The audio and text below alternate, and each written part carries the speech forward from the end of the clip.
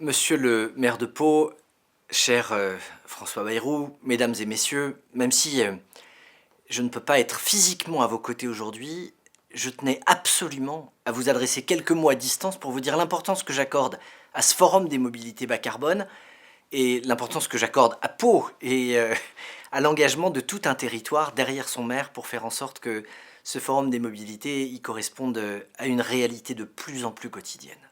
Parce que vous le savez, le changement climatique, les conséquences surtout qui en résultent constituent un défi majeur, à la fois pour notre pays, pour l'Europe, mais aussi pour le reste du monde.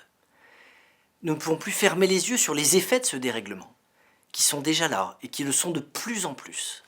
Pour faire face à ce défi, nous avons agi en Européens avec le pacte vert qui met l'Europe sur la voie de la neutralité carbone, qui met l'Europe sur la voie d'une croissance qui soit durable, qui soit soutenable.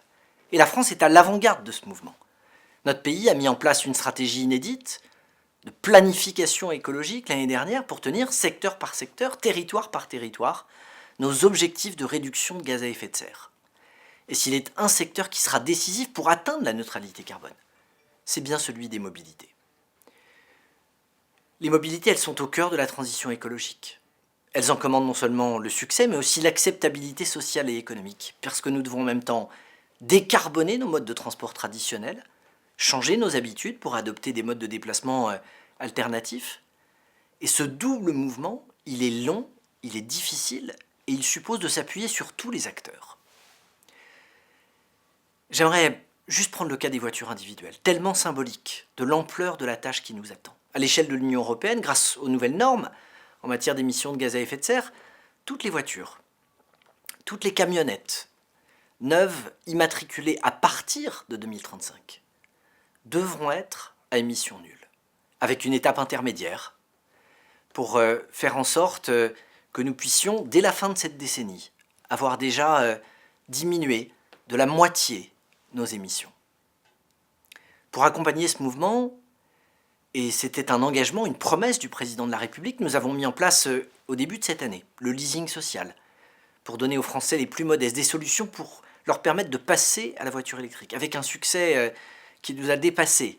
Plus de 50 000 véhicules qui, en l'espace de quelques semaines, ont trouvé preneur, et nous aurons l'occasion, dès le début de l'année prochaine, de faire en sorte de déployer une nouvelle vague de ce leasing électrique. Mais prendre ce tournant de la voiture électrique, ça veut dire dans le même temps disposer de bornes de recharge en quantité suffisante sur nos routes. Et c'est la raison pour laquelle nous avons besoin des collectivités locales qui gèrent les espaces, qui gèrent les territoires, de nous appuyer sur un déploiement d'infrastructures de recharge électrique et en complément de ravitaillement en hydrogène compte tenu des véhicules qui s'orientent vers cette motorisation. À côté de la voiture individuelle, c'est le plan vélo, c'est les services express régionaux métropolitains, c'est le plan national covoiturage, ce sont les 100 milliards d'euros qui vont être consacrés dans les années qui viennent au ferroviaire, pour que nous puissions être au rendez-vous de ce défi sans opposer la fin du monde et la fin du mois. Cette ambition, elle ne serait pas possible sans le soutien et sans l'action de tout un continent, sans le soutien et sans l'action de l'Union européenne, je le dis avec conviction, l'Europe est un atout pour la transition écologique et en particulier pour la transition dans le secteur des transports. Sans l'Europe, nous ne pourrions pas atteindre les objectifs que nous sommes fixés dans des projets emblématiques comme le projet Magéo pour décarboner le fret ou le projet Lyon-Turin, si structurants pour la France et pour l'Europe. Dans le cadre du programme Transport du mécanisme pour l'interconnexion en Europe, ce sont plus de 25 milliards d'euros qui sont disponibles d'ici à 2027 pour des subventions de manière à cofinancer des projets transeuropéens de transport. Et la France bénéficie très largement de ce soutien.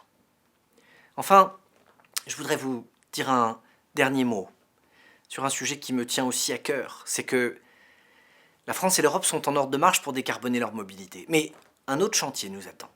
C'est précisément celui de notre adaptation et de l'adaptation de nos infrastructures de transport aux effets qui sont déjà là du réchauffement climatique. Ce plan d'adaptation, il vise à nous permettre de préparer notre pays à des températures qui pourraient atteindre plus 4 degrés à la fin de ce siècle, par rapport à ce qu'elles étaient il y a 30 ans. Pour nous y préparer, pour faire face au besoin de réduire les vulnérabilités liées à des vagues de chaleur qui seront plus intenses, à des risques que, aujourd'hui, nous n'avons pas encore complètement.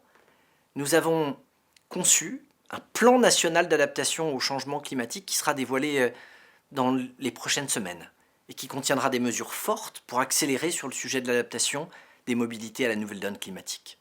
Mesdames et messieurs, vous êtes totalement engagés dans cet immense chantier. Vous, acteurs des transports, des mobilités durables et carbonées, merci pour toutes les actions que vous portez déjà. Merci pour le travail que vous fournissez avec nous pour mettre la France et l'Europe sur de bons rails, qu'un forum des mobilités bas carbone se tienne chez le haut-commissaire au plan, c'est aussi tout un symbole de la nécessité d'allier une vision de long terme, la maîtrise dans le quotidien d'un aménagement du territoire qui est plus que jamais indispensable, et enfin une union des énergies, des collectivités, de l'État, de l'Union européenne, des associations, des citoyens et des entreprises. Merci pour votre engagement.